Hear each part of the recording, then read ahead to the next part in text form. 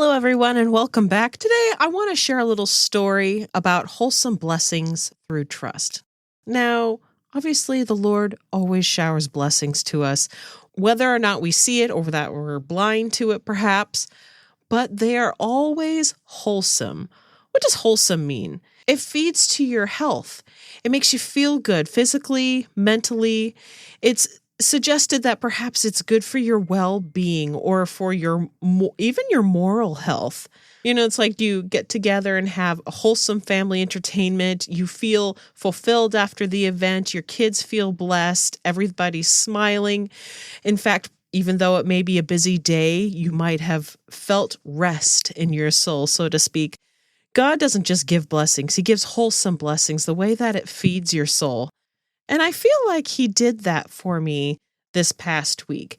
Coming down from the Christmas season, we're all kind of recovering, so to speak.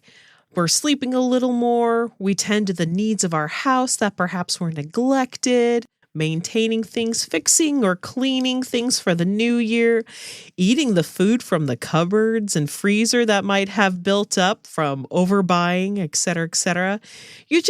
You be a good steward of what you have brought into your life and sifting through the things that need to be attended to. This last week, I felt like I needed to have another ramp up because 2 of my 5 kids had birthdays, my 14-year-old and now my 7-year-old.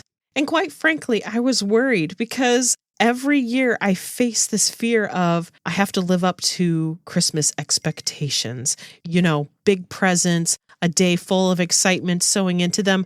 Now, you might say, yeah, you don't need to do that for your kids. Yes, obviously, but it still kind of irks at my heart going, oh man, are they going to be sad on their birthday? I don't want that.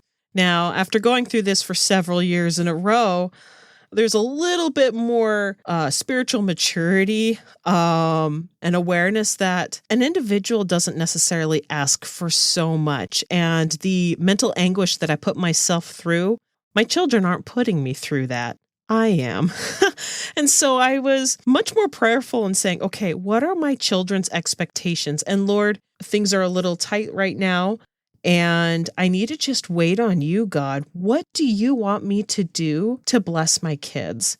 So instead of planning and emotionally investing into this birthday week last week, I just kind of had to ride out the next couple of weeks, as I said, going through my cupboards, cleaning out my house, like a little boat in the middle of the ocean. I had my supplies, I had my food reserves, I had enough fuel to get from point A to point B, and just enough cargo space for gifts to deliver when we arrived ashore. It wasn't a lot. This little boat, it's little. Everybody's kind of saving for January.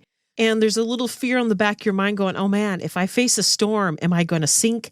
Am I going to lose that cake? Is it going to go overboard, et cetera, et cetera? Am I going to have that birthday cake to deliver at the end of the week? So clearly, in this little boat of mine in the middle of the ocean, I had doubts. I had fears that something might come up or something would fall through. But the fact is, there was no luxury to go anywhere else or to be somewhere else. I had to stay the course, going in the direction that I was. And that's part of surrender. Just me in my little boat in the middle of the ocean. And of course, let's not forget who's watching me and with me the entire time, God. And with my whole journey filled with God, I asked, God, is this enough? And he always said with a quiet, kind, sweet voice, yes. And through all the waves and the nautical miles we went, we finally arrived to our destination, birthday week. And to be honest, as simple as they were, the birthdays were so incredibly wholesome. I asked the kids what they wanted their gifts to be. It's good to prepare on that. And some gift ideas were in reach now while others were not. And I made that communication clear. I said, hey, I can't do much right now. And being honest with that. But what do you want for your birthday? Tell me what you expect. What are your dreams? What do you want for your birthday dinners? Because our little boat's small, but hey, we're going to do something. And I tell you what, my kids are brilliant. My son said he wanted chicken fried steak and Alfredo, and I thought, wow, that's a lot. That might be a little bit too rich of a dinner. Chicken fried steak? with Alfredo sauce is the best thing in the entire world.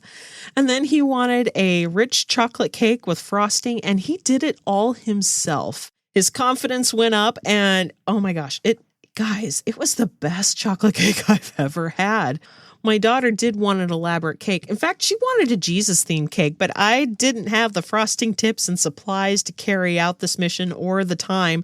And again, I communicated that because my boat was little, and she modified her cake at the last minute, and she chose a banana bread cake. And guess what the frosting was? It was butter. Again, another home run for a cake. And she decorated it with a bunch of sprinkles and candles. I would make another one, quite frankly. I love banana bread cake with butter frosting. That's what it is. In fact, I think it was healthier. And for dinner, for her, she just wanted Eggos, bacon, and eggs. And I'm like, yep, I'm all for that. And the little moments where I knew this all worked out beyond even their brilliant ideas. There was a small moment with my son and a smile on his face, and he simply said, I feel blessed. My daughter showed her blessing in the total opposite manner of exploding when I gave her a ream of paper that she asked for. She wanted a ream of paper. Now she can create to her heart's content. Like I said, kids are brilliant. And yes, it was enough. So I guess all I can say is be thankful for your little boat in the middle of the ocean. It's enough. And all the little ideas that come your way.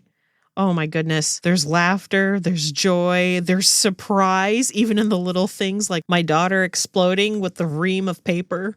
Holding tight to Jesus in your little boat is so incredibly important, because then you start seeing all the nooks and crannies and all the little blessings that you have in what's within your reach. Silliness goes a long way too. Just to wrap it up here, I just stuck a little birthday candle in my daughter's granola for breakfast, and we sung her happy birthday all day. God bless and peace, friends.